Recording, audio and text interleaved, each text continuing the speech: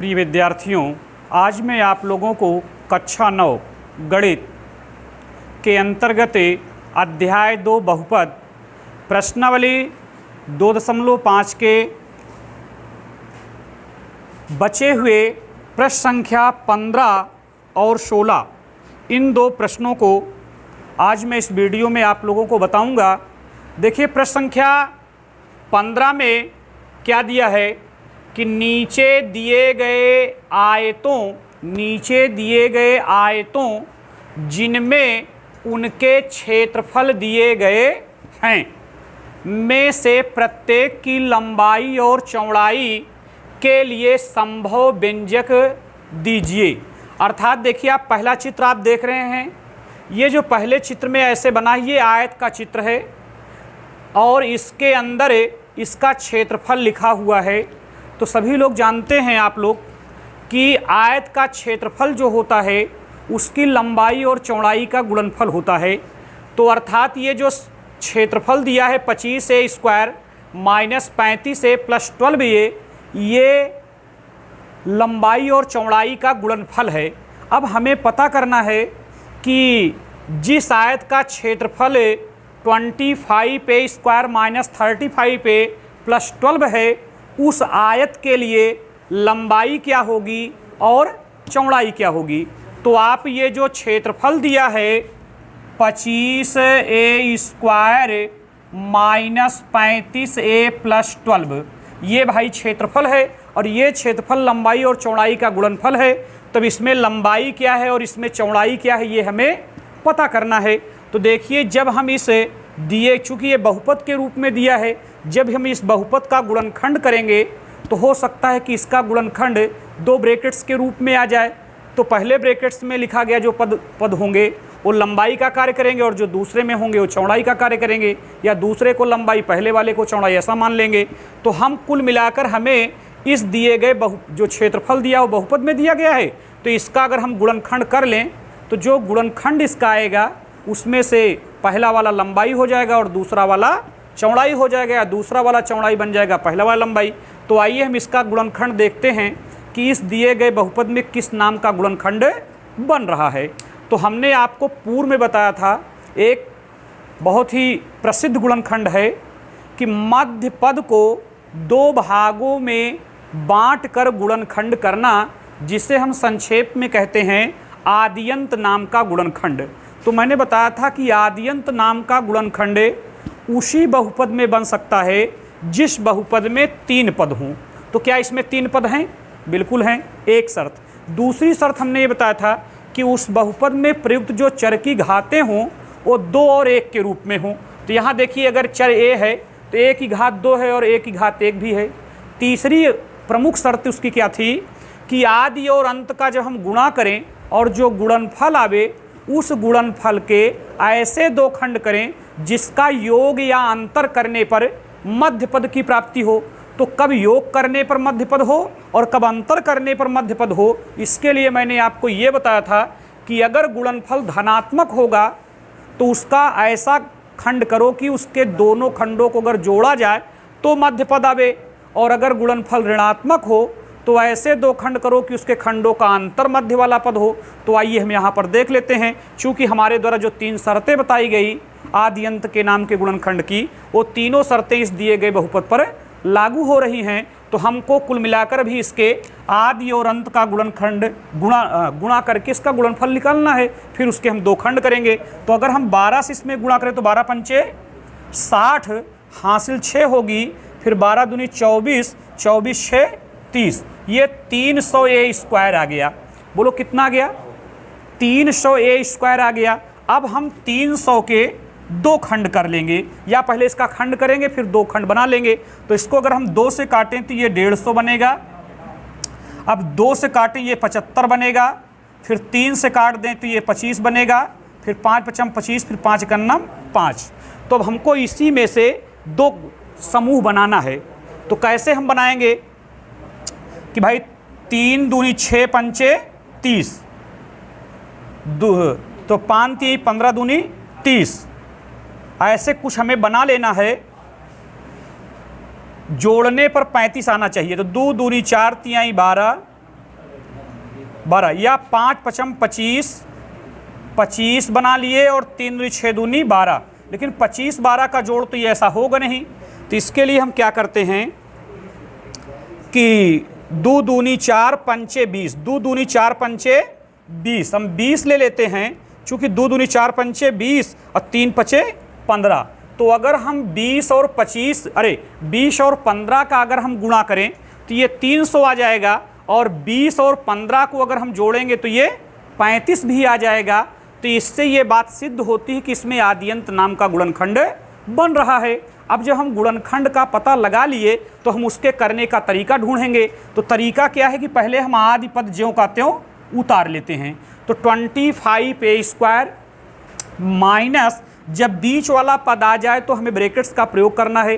अब बीच में क्या लिखना है इसकी खोज हम पहले ही कर चुके हैं 20 और 15 के रूप में। तो हम यहाँ चाहे 20 + 15 लिख दें और चाहे 15 + 20 लिखें, बात एक ही होती है। इनटू हम a लिखेंगे, चूंकि 35 के साथ a लगा हुआ है, प्लस हम क्या लिखेंगे 12 लिख देंगे। अब हम क्या करेंगे कि ब्रैकेट्स को तोड़ेंगे। अगर धन होगा तो धन से, ऋण होगा तो ऋण से। तो हम देखते हैं कि 25a², अब ब्रैकेट्स के पहले अगर माइनस चिन्ह का प्रयोग रहे तो ब्रैकेट्स तोड़ते समय पदों के चिन्ह परिवर्तित हो जाते हैं। तो -20a - 15a + 12। तो इस प्रकार से ब्रैकेट्स तोड़ने पर हमें 4 पद की प्राप्ति हो गई। अब जब 4 पद हो गए तो 2-2 पदों में हम कॉमन फैक्टर ढूंढेंगे। तो देखिए इसमें 25 है और इसमें 20 है, तो हमें कॉमन क्या मिल जाएगा 5। कॉमन क्या मिल जाएगा 5, चूँकि 5 से 25 और 20 दोनों कट जाएगा। अब दोनों में a अक्षर विद्यमान है तो इसलिए हम a की छोटी घात हम a कॉमन ले लेते हैं। तो जब हम 5a से इसमें भाग देंगे 25a² में तो हम 5a पाएंगे, और माइनस जब 5a से इसमें देंगे तो 5 चौक 20, 4 बार जाएगा और a से पूरा पूरा कट जाएगा। तो आप ये जानिए कि हम जो कॉमन लेते हैं उसी से पदों में भाग देते हैं, और जो भागफल आता है उसी को हम ब्रैकेट्स में लिखते हैं। फिर माइनस, अब इसमें दोनों में अगर हम कॉमन देखें तो 3 कॉमन होगा, चूँकि 3 से क्या होगा कि 15 और 12 दोनों कट जाएगा, तो 3 कॉमन। अब देखिए बीजीय अक्षर चूँकि दोनों में विद्यमान नहीं है इसलिए बीजीय अक्षर कॉमन नहीं हो पाएगा।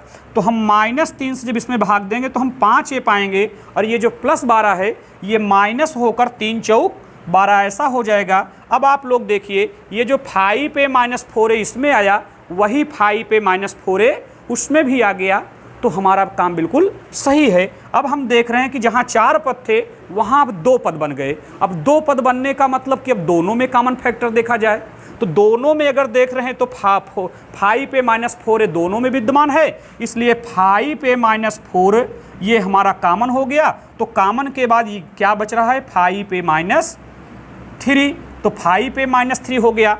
तो आप जानिए कि जब हम 5a - 4 में 5a - 3 से हमने गुणा किया तो हमारा ये 25a² - 35a + 12 आ गया। तो अर्थात हम यहाँ ये मान सकते हैं कि पहला वाला गुणनखंड हम लंबाई मान सकते हैं उस आयत की, और दूसरे वाले गुणनखंड को हम उस आयत की चौड़ाई मान सकते हैं। तो हम यहाँ लिखेंगे कि चूँकि आयत का क्षेत्रफल क्या होता है, आयत का क्षेत्रफल होता है लंबाई गुणते चौड़ाई होता है। तो हम देख रहे हैं कि क्षेत्रफल जो दिया है वो 25a² - 35a + 12 दिया है बराबर। अब हम इसकी लंबाई और चौड़ाई के नीचे क्या लिखेंगे, यही जो हम गुणनखंड प्राप्त किए हैं। तो 5a - 4 इंटू में हम 5a - 3 लिख सकते हैं। तो आप ये जानिए कि लंबाई के नीचे जो बात लिखी गई है वो आयत की लंबाई है, और चौड़ाई के नीचे हमने जो लिखा है वो आयत की चौड़ाई है। तो हम लिख सकते हैं, इसलिए लंबाई के स्थान पर हम लिख देंगे 5a - 4, और चौड़ाई के स्थान पर हम लिख देंगे 5a - 3। तो इस प्रकार से ये आपका प्रश्न क्लियर हो गया। तो इसी तरह से इस प्रश्न में एक प्रश्न और है, उसमें भी आयत बना हुआ है और उस आयत का क्षेत्रफल दिया हुआ है, उसकी भी लंबाई और चौड़ाई ज्ञात करनी है। तो कहा जाए तो सेम इसी तरह बिल्कुल यही प्रश्न है। तो देखिए ये चित्र बना हुआ है, ये एक आयत है, ये इसकी लंबाई है और ये इसकी चौड़ाई है। तो आयत में क्या होता है, लंबाई लंबाई के समान और चौड़ाई चौड़ाई के समान होती है। तो हमें लंबाई और चौड़ाई निकालना है जबकि क्षेत्रफल दिया है। तो जो क्षेत्रफल चूंकि जो दिया है वो एक बहुपद के रूप में दिया है, तो अगर हम उस बहुपद का गुणनखंड कर लें तो उस बहुपद का जो गुणनखंड आएगा, अगर 2 के रूप में आ गया तो पहला वाला गुणनखंड लंबाई और दूसरा वाला गुणनखंड चौड़ाई का कार्य करेगा। जैसे हमने इसमें किया था वैसे इसमें भी कर लेना है। तो हम सबसे पहले हल लिख कर दिए गए बहुपद का हम गुणनखंड कर लेते हैं। तो दिया क्या है 35y² प्लस 13y माइनस 12। तो इस दिए गए बहुपद का गुणनखंड करते समय, चूंकि देखिए किसी भी बहुपद का गुणनखंड आप तभी कर पाएंगे जब आप यह पहचानेंगे कि इस दिए गए बहुपद में किस नाम का गुणनखंड बन रहा है, तभी तो आप गुणनखंड कर पाएंगे ना। जैसे अगर डॉक्टर को रोग का अगर पता चल जाए कि मरीज को रोग किस चीज़ का हुआ है, कौन सा रोग हुआ है, तो अगर रोग जान जाता है तो उसी चीज़ की दवा देता है। और जिनको रोग का पता नहीं चल पाता वो ऐसे मनमानी ढंग से देते रहते हैं। वो ठीक भी हो सकता, नहीं भी ठीक हो सकता। जिस अनुमान पर दिए अगर वही रोग है तो ठीक होगा, अगर वही रोग नहीं है तो नहीं ठीक होगा। तो इसी तरह गणित में भी है कि पहले रोगों का पता लगाना चाहिए। तो देखिए जो 35y² प्लस 13y माइनस 12 है, इसमें क्या आदि अंत नाम का गुणनखंड बन रहा है। तो इस पर शर्तों को लागू करिए, अगर शर्त लागू होगी तो बिल्कुल बन रहा है। तो इसमें चूंकि हम 3 पद देख रहे हैं, पहली शर्त पूरी है। दूसरी शर्त प्रयुक्त चर की घात 2 और 1 के रूप में है, ये भी ठीक है। तीसरी प्रमुख शर्त है कि इसके हम आदि अंत का गुणा करें, जो गुणनफल आवे उसके ऐसे 2 खंड करें कि उसका जोड़ या अंतर जो है मध्यपद हो। तो अगर प्लस में गुणनफल आएगा तो योग उसका जो है मध्यपद होना चाहिए, और अगर ऋणात्मक अगर उसका आवे तो अंतर करने पर मध्यपद आवे। तो अगर हम इसके 35 और 12 को गुणा करें तो 12 पंचे 60 हासिल 6 आ जाएगी। तो 12 तिहाई 36 और 6 42, यानी इसके आदि और अंत का जो गुणनफल आएगा वो 420 आएगा और माइनस चिन्ह में आएगा, यानी माइनस 420 आ रहा है। तो अब हमें 420 के ऐसे 2 खंड करने चाहिए कि जिसका गुणा करने पर तो 420 आवे, पर अगर हम उनका अगर अंतर करें तो 13 आ जाए। तो आइए हम इसको देखते हैं। पहले हम 420 का खंड कर लेते हैं। तो हम इसको पहले अगर 2 से काटें तो ये 210 प्राप्त हो जाएगा, चूंकि 2 दूनी 4, 2 1 2 फिर 0। फिर हम इसको अगर 2 से काटें तो 2 1 0 2 पंचे 10। फिर 3 से इसको हम काट देते, 3 त्रिक 9 3 पचे 15, और फिर 35 1 और इस 5 से काट दें तो 5 सते 35, फिर 7 1 7। अब हमको इन्हीं में से 2 जोड़े बनाना है, ऐसे बनाना है कि जिसका अंतर 13 आवे। तो कैसे आएगा, अगर हम देखें 2 दूनी 4 तिहाई 12 आ जाएगा और 5 सते 35। अगर हम 35 में से 12 घटाएं तो क्या ये बात संभव हो सकती है 13 आ सकता है? कदापि नहीं आएगा। तभी इसके 2 जोड़े भी क्लियर नहीं बन पाए। भी और हम प्रयास करते हैं। 5 तिहाई 15, अगर हम इसको 15 बना लें और 7 दूनी 14 दूनी 28, तो अगर हम इसको 28 और 15 के रूप में बना लेते हैं, चूँकि भाई 5 तिहाई 15 हमने बना लिया एक जोड़ा, और इसके बाद 2 दूनी 4 सते 28। तो अगर हम 28 और 15 का गुणा करेंगे 420 आ जाएगा। तो क्या 28 में से 15 घटा देने पर क्या 13 की प्राप्ति हो रही है? बिल्कुल हो रही है। तो इसलिए इसमें भी जो है वही आद्यंत नाम का गुणनखंड बन रहा है। तो आइए हम लोग इसको भी कर लेते हैं। तो हम लिखते हैं 35y² प्लस ब्रैकेट्स में हम लिखेंगे, कितना लिखे थे भी, प्राप्त किए थे 28 माइनस 15, इनटू में हम y लिखेंगे माइनस 12 लिखेंगे। तो 35y² प्लस करके हम लिखेंगे 28y माइनस 15y माइनस 12। तो इस प्रकार से हमें 4 पद प्राप्त हो गए। अब अगर इन चारों पदों में देखा जाए तो 2-2 पद में अगर देखें तो कॉमन फैक्टर बन रहा है। तो पहले और दूसरे में तो 7y कॉमन बनेगा, चूंकि 7 से 35 और 28 कट जाएगा, और y चूंकि दोनों में विद्यमान है तो y की छोटी घात हम y कॉमन लेंगे। तो 7y से अगर हम इसमें भाग देंगे तो 5y बार जाएगा, चूंकि 7 पचे 35 होगा, प्लस 7 चौक 28 4 बार जाएगा, y से y कैंसिल हो जाएगा। फिर माइनस करके हम यहाँ पर 3 कॉमन ले लेंगे, चूंकि 3 से 15 और 12 दोनों कटेगा। तो 3 पचे 15 5y। अब देखिए ये वाला माइनस आपका प्लस हो जाएगा, चूंकि आपने माइनस कॉमन ले रखा है। तो 3 चौक 12। अब आप देखें जो पहले वाले में आ रहा है वही दूसरे वाले भी ब्रैकेट्स में आ रहा है। तो अर्थात जहाँ 4 पद थे वहाँ अब 2 पद हो गए, और दोनों में कॉमन देखा जाए तो 5y प्लस 4 मिल रहा है, और ये 7y माइनस 3 मिल रहा है। तो ये जो पहला वाला गुणनखंड प्राप्त हो गया ये आयत की लंबाई हो जाएगी, और जो दूसरा वाला गुणनखंड है वो चौड़ाई। क्यों? क्योंकि हम जानते हैं कि चूंकि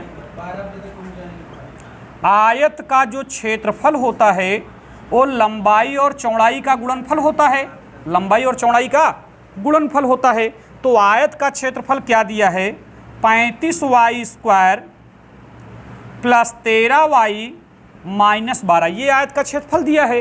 तो इस जो क्षेत्रफल दिया है वो बहुपद के रूप में दिया है, और जब हम बहुपद का गुणनखंड किए तो दो गुणनखंड पा गए, एक हम पा गए 5y + 4 और दूसरा हम पा गए 7y - 3। तो इस प्रकार से जो पहला वाला था वो लंबाई का कार्य करेगा और दूसरा वाला चौड़ाई का कार्य करेगा। तो इसलिए आयत की लंबाई क्या होगी, इसलिए आयत की जो लंबाई बनेगी, आयत की जो लंबाई होगी वो 5y + 4 होगी और जो चौड़ाई होगी वो 7y - 3 होगी। तो इस प्रकार से हमने प्रश्न संख्या 15 में दिए गए दोनों प्रश्नों का हल मैंने आज आप लोगों को बताया। अब प्रश्न संख्या 16 में दिए गए इसी तरह प्रश्न संख्या 16 है, लेकिन उसको हम आप लोगों को अगले वीडियो में कल बताएंगे। तब तक आप लोग इसको देखते रहें।